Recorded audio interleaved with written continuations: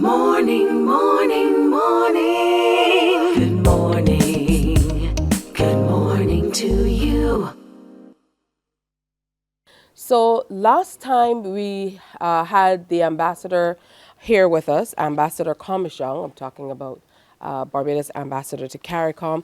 We weren't able to quite get through our conversation. We were talking about all that had happened at the Canada CARICOM summit.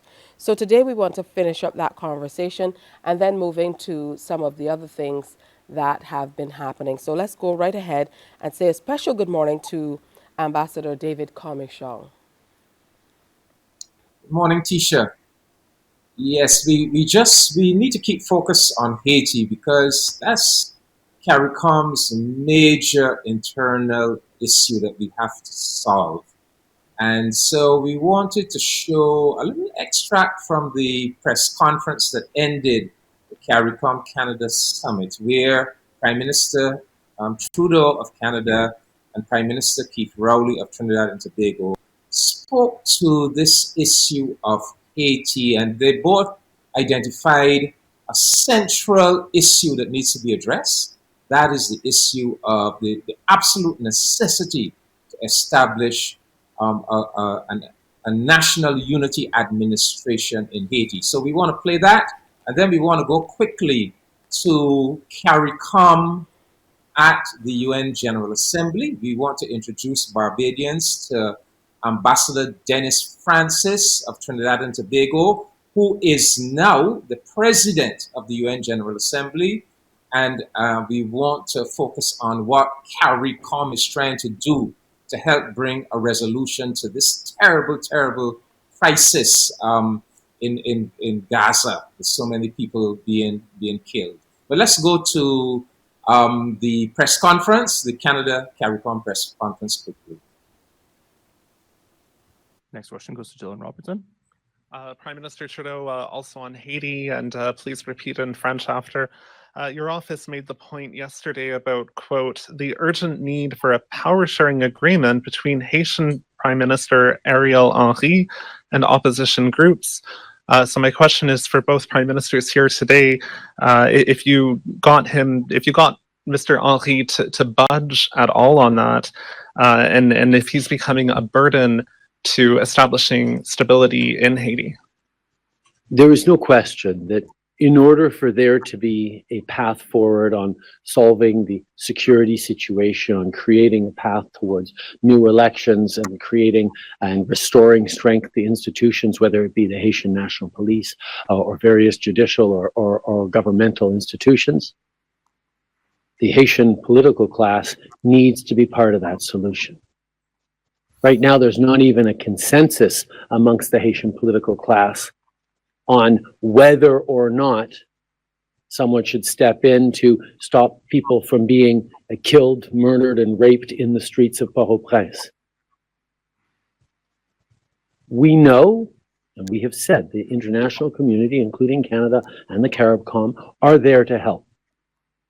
But there has to be a willingness, clearly expressed and articulated by the Haitian political class, that this is the right thing. How they work out that consensus, how they establish it, will be very much something that we are actively helping in building that political consensus. The CARICOM initiative around gathering all the different parties together to figure out a path forward is extraordinarily important, and there'll be another visit later this month. But those two things need to go together. Establishing security and stability and establishing a pathway to prosperity and to a stable future need to happen at the same time, and that's what we've been pushing on. There's a danger as we accept what exists in Haiti today, that as we attempt to provide help for the Haitian people, that help is not viewed as supporting a minority governmental arrangement. One has to remember that as we speak, if my memory serves me right, there isn't a single elected official in Haiti. And as we look at the crisis and we advocate for an intervention of assistance, that assistance be seen coming from honest brokers and not, in fact, propping up what exists in perpetuity. That in itself poses a danger. All right, there we have the two leaders, the leader of Trinidad and Tobago and the leader of Canada addressing the issue of Haiti. Yeah, I think the video speaks for itself. They have made the point, and we in CARICOM. That's why CARICOM set up the group of eminent persons, these three former prime ministers, and gave them the mission to go to Haiti to bring all. When they talk about the Haitian political class, they're talking about the politicians, the political parties, the civil society activists, who are all involved in trying to find a solution. So we are trying to bring them all together and to see if out of that we could forge a national unity administration. The key to that is really to get the current de facto Prime Minister Henri, who was not elected, the strange circumstances that led him to be there, but to get him to make the necessary compromises, concessions on his power to bring the others on board. And once we can get that national unity administration, then everything else will work so much better. The Kenyan police coming in, everything, humanitarian aid coming in. So that really is the key. And I think what the two leaders have said is really designed to make this point very clear to Prime Minister Henri. You need to do this for the benefit of your country. Anyhow, I think. Before we move on, Ambassador, for the benefit of our viewers, we know that we had announced there was a group of eminent persons, which included some former Caribbean leaders who went into Haiti, to try to broker a deal, so to speak. Is there any further reporting on how that has been going? Well, what Prime Minister Trudeau said is that they're going back in later this month. That press conference was about a week ago. So yes, they're continuing to try. It's three former prime ministers, led by former Prime Minister Kenny Anthony of St. Lucia, and also including former PMs Perry Christie of Bahamas and Bruce Golding of Jamaica. So that's a CARICOM initiative. That's funded by us, like the CARICOM member states, and that's our major contribution to trying to solve the problem of Haiti. And as you heard from Prime Minister Trudeau, everybody now is coming to an understanding that this work is really critical, because that National Unity Administration is really the key to everything else that could unfold. So they continue to work, and we continue to hope that their work will bear fruit.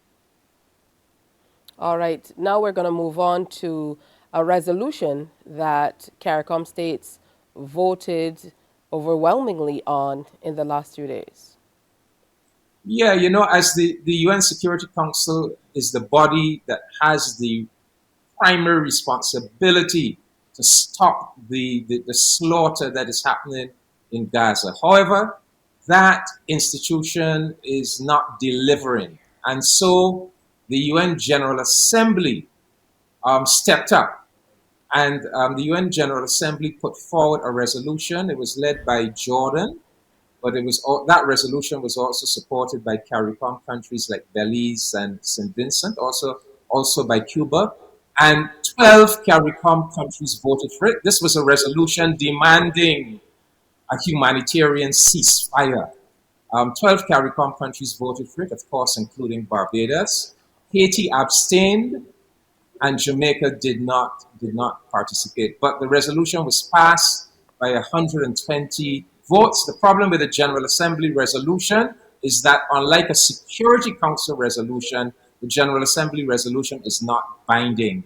So, Israel can continue to ignore it, but it is an expression of the opinion of the world community. And leading the General Assembly at this critical time is a CARICOM man, Ambassador Dennis Francis of Trinidad and Tobago. And so we have a clip where he is speaking as President of the General Assembly in favor of this resolution. At this juncture, the most immediate step is clear. The violence must cease and further bloodshed must be prevented. I call for the prompt and unconditional release of all hostages. I also call for an immediate, unconditional humanitarian ceasefire. And I also call for an immediate, unconditional opening of corridors of humanitarian assistance and relief. The only path to a comprehensive, just, and lasting peace is a negotiated two-state solution consistent with international law, the UN Charter, and relevant United Nations resolutions. A solution that fulfills Israel's legitimate needs for security and that fulfills the State of Palestine's legitimate aspirations for an independent state. I urge all parties, state and non-state, to set aside their animosities and focus instead on averting war through prioritizing saving lives.